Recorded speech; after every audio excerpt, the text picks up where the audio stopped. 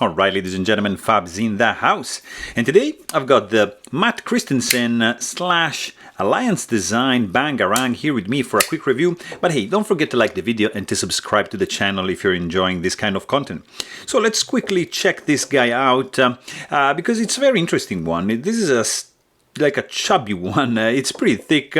It's very interesting knife. There's some features I really like I'm not a fan of micarta, but I have to say these micarta scales, guys, are pretty cool. The tactile feeling is very nice.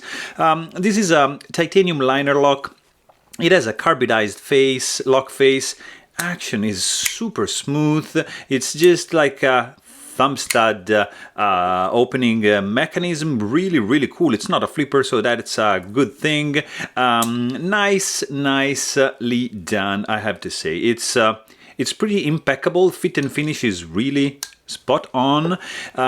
It has a very cool RWL 34 reverse tanto black washed blade with a nice flat grind, nice wedge, pretty aggressive jimping. Look at these two thumb studs, pretty cool. Copper pivot collar, nice flush hardware, really nicely 3D machine, tip up carry only, titanium pocket clip right over here. Very cool. There's no lock face insert, just some carbidization on the lock face. Action is smooth, guys. This action, I'm telling you, it's smooth.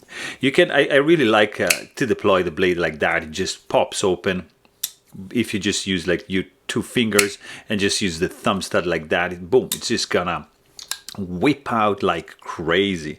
It is very nicely done, I have to say. The sound it's kind of like surprising because it's kind of muffled and low when you close it. It's really subtle and subdued. It's not an attention grabber for sure.